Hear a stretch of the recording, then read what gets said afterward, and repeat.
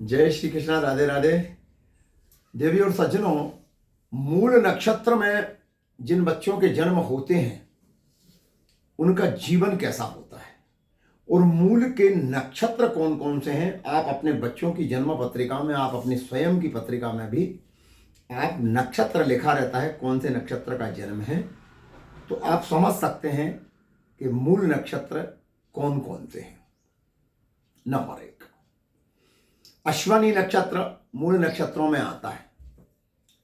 अश्वनी के बाद आश्लेषा नक्षत्र, ज्येष्ठा नक्षत्र, रेवती नक्षत्र, मघा नक्षत्र, मूल नक्षत्र, ये 6 नक्षत्र हैं। अश्वनी, आश्लेषा, ज्येष्ठा, मघा, मूल और रेवती। रेवती और अश्वनी ये 2 नक्षत्रों के मूल 10 दिन के होते हैं और इनका ज्यादा दुष्प्रभाव नहीं होता जीवन पर।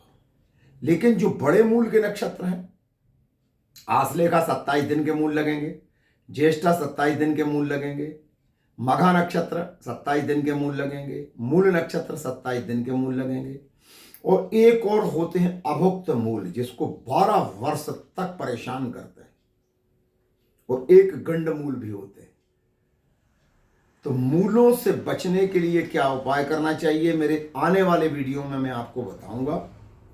और आज हम चर्चा केवल इसी बात पर कर रहे हैं कि ये जो बड़े नक्षत्र हैं, आश्लेषा नक्षत्र, ज्येष्ठा, मघा और मूल, ये पाप नक्षत्रों में आते हैं और इनमें जन्म लिए बच्चों का जीवन कैसा होता है।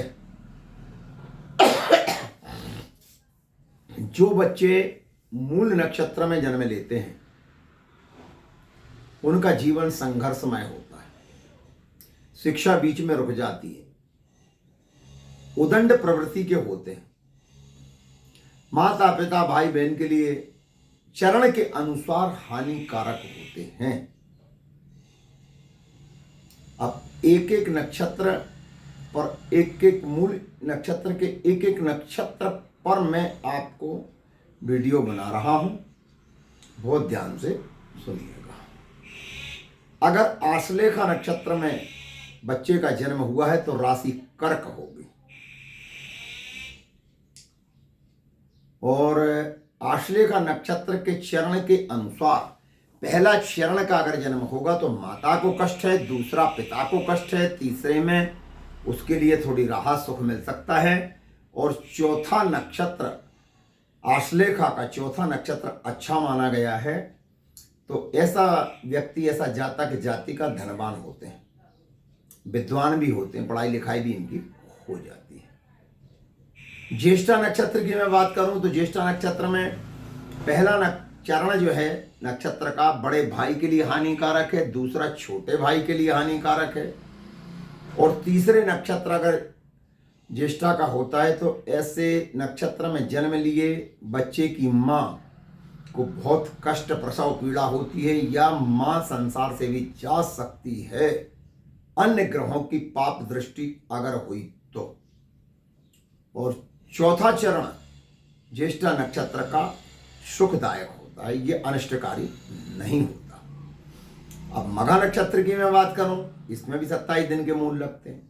तो पहला चरण मघा नक्षत्र का पिता को कष्ट है और दूसरा माता को कष्ट है।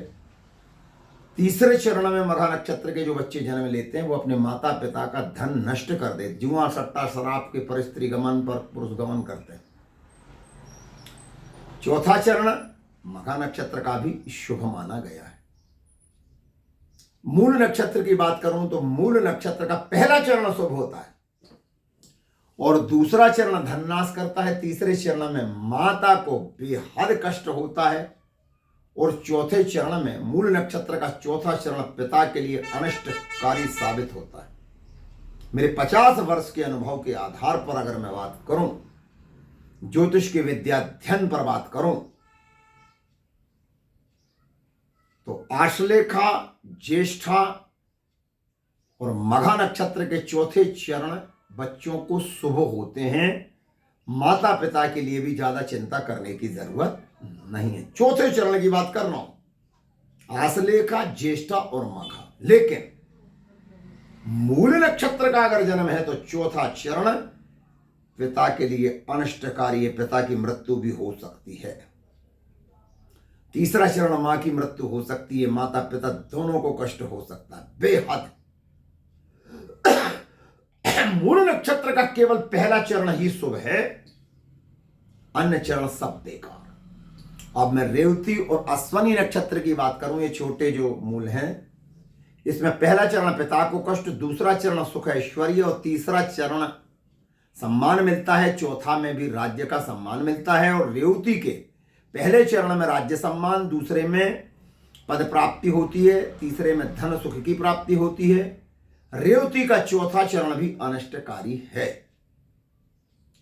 तो क्या करना चाहिए?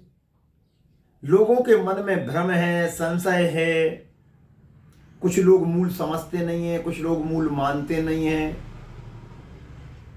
जन्म लेते ही बराबर पिता दौड़ता है हॉस्पिटल में अपने बच्चे का मुंह देखने के लिए। जन्म लेते ही बराबर बच्चे का मुखार बिंद नहीं देखना चाहिए। पहले आप अच्छे एस्ट्रोलॉजर से, अपने पंडित जी से दिखवा लो कि मूल तो नहीं लगे। मूल में जन्म लिए बच्चे का मुखार बिंद देखने से पिता को भारी मानसिक आर्थिक हानि हो सकती है, कष्ट हो सकता है। पहले विचार करवाओ, दिखवा लो, मूल नक्षत्र तो नहीं है। नहीं है तो फिर बड़े प्रेम से जाके देखो, खूब बलैया लो बच्चे, खूब लाड़ दुलार प्यार करो, सब कर सकते हो।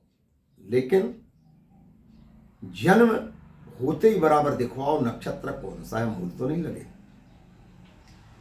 27 दिन के मूल जिन बच्चों को लगते हैं, जिस नक्षत्र में बच्चे का जन्म होता है उसी नक्षत्र में मूल की शांति होगी, ध्यान रखना, बीच में नहीं होगी। मघा नक्षत्र का जन्म है, मघा ही नक्षत्र आएगा 27 दिन बाद, 27वें दिन आएगा, उसी नक्षत्र में मूल की शांति करवाएं। मूल की शांति के लिए अभी आप लोग जो शॉर्टकट विधि अपनाते हो, उसकी वजह से बच्चे को जीवन भर कष्ट सहन करना पड़ता है, और उसके माता पिता भाई बहन को भी। तो करना क्या है? हर मूल नक्षत्र का मंत्र है। मघा का मंत्र है, ज्येष्ठा का है, आश्लेषा का है, मूल नक्षत्र का है, अश्वनी का है, रेवती नक्षत्र का है। तो नक्षत्रों के मंत्र हैं। अच्छा, एक नक्षत्र होता है ज्वालामुखी मूल।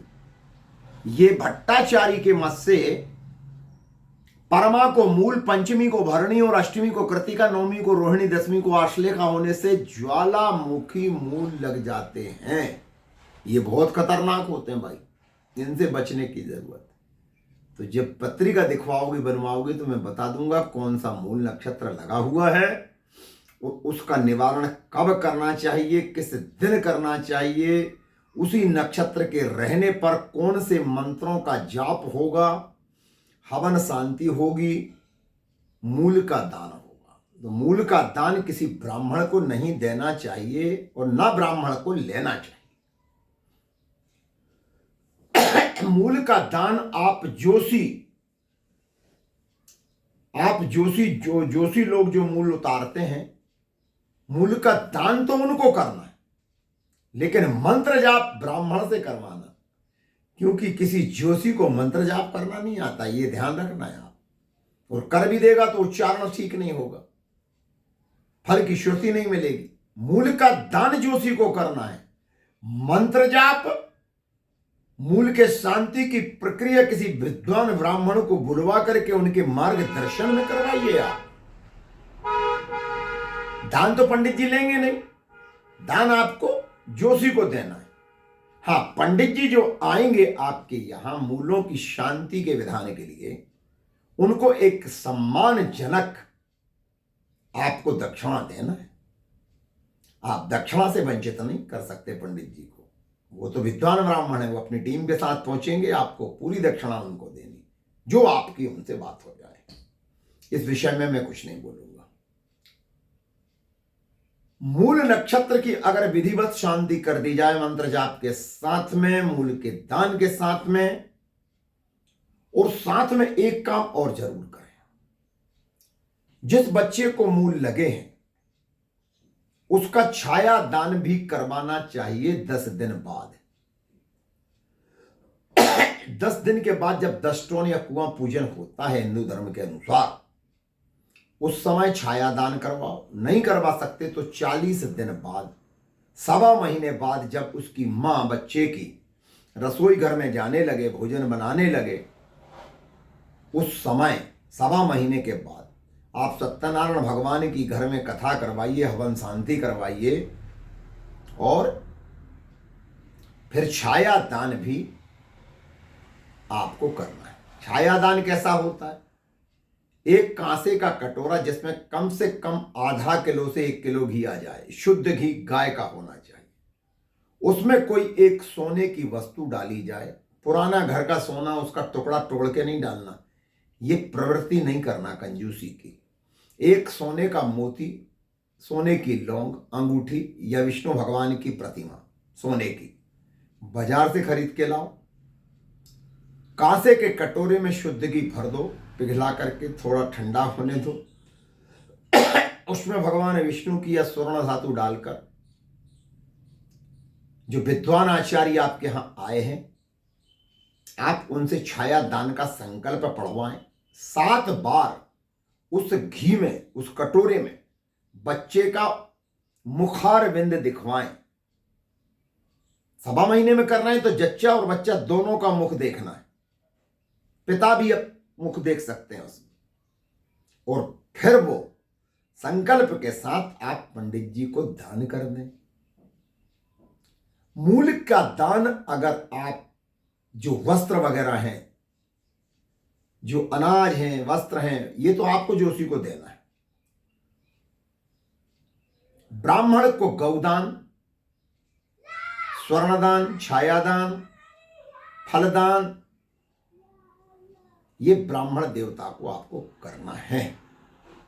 और अगर ऐसा मूल के 27 दिन में कर दिया जाता है तो ऐसे बच्चों के साथ अनिष्ट नहीं होते, अनिष्ट की शंका निर्मूल हो जाती है। तो आज के लिए इतना ही। अगर आपको मेरी बात समझ में आई हो, ज्ञानवर्धक मेरे दिव्य ज्ञान के वीडियो आपको लग रहे हों, तो आप चैनल को लाइक, कमेंट, शेयर जरूर करें और निरंतर मुझसे संपर्क में रहें। आप अपने बच्चों की जन्म तारीख, जन्म समय भेजें, अपनी बच्चों की जन्म पत्रिका बनवाएं, उनके भविष्य के बारे में आप पहले से अवगत हो जाएं, उन्हें कौन सी लाइन में डालना चाहिए, शिक्षा का क्या स्तर है, स्वास्थ्य कैसा रहेगा बच्चे का, आयु कैसी है, आचरण चरित्र कैसा रहेगा, माता पिता के लिए सुखदायी है, दुखदायी है, दादा दादी के लिए, नाना नानी के लिए कैसा है, मामा के लिए। तो जन्म पत्रिका में सब कुछ आ जाता है। तो आप जन्म पत्रिका बनवाने के लिए भी आप मुझसे सीधा संपर्क कर सकते हैं। मेरा नंबर फेसबुक पर, यूट्यूब पर, इंस्टा पर, व्हाट्सएप पर हमेशा अपडेट रहता है। आप मुझसे सीधा संपर्क कर सकते हैं। मेरा कार्यालय का पता है 4/11 छत्रसाल नगर फेज 2, विविधा भवन, विविधा एकेडमी के प्रथम तल पर मेरा कार्यालय है। आप वहां आकर मुझसे समय लेकर के कार्यालय में आके मिल सकते हैं। अपनी जन्म पत्रिका, बच्चों की जन्म पत्रिका बनवा सकते हैं। पत्रिका मिलान के लिए आप मुझसे संपर्क करें। बच्चों के विवाह के पूर्व, बच्चों के विवाह नहीं हो रहे हैं तो कारण क्या है और मैं बताऊंगा निवारण क्या है, जिससे शीघ्र विवाह हो जाए। विवाह हो चुका है, संतान नहीं हो रही है, उसके लिए भी आप मुझसे संपर्क करें। घर में दुख विपदा है, नाना प्रकार के कष्ट हैं, सामंजस्य घर में, परिवार में नहीं बन रहा है, दाम्पत्य जीवन दुखी हो गया, तलाक की स्थिति निर्मित हो रही है, आप मुझसे संपर्क करो। मैं पत्रिका देख करके बताऊंगा समय क्या चल रहा है और निवारण क्या है। तो आज के लिए इतना ही। वीडियो बहुत लंबा हो गया है, लेकिन वीडियो को मिस मत करना, पूरा सुनना, एक नहीं कई बार सुनना, समझना, फिर भी समझ में नहीं आए तो फोन करना। जय श्री कृष्णा, राधे राधे। आप सभी का दिन मंगलमय हो, ऐसी कामना मैं भगवान भोलेनाथ से, महाकाल से करता हूं। जय श्री महाकाल।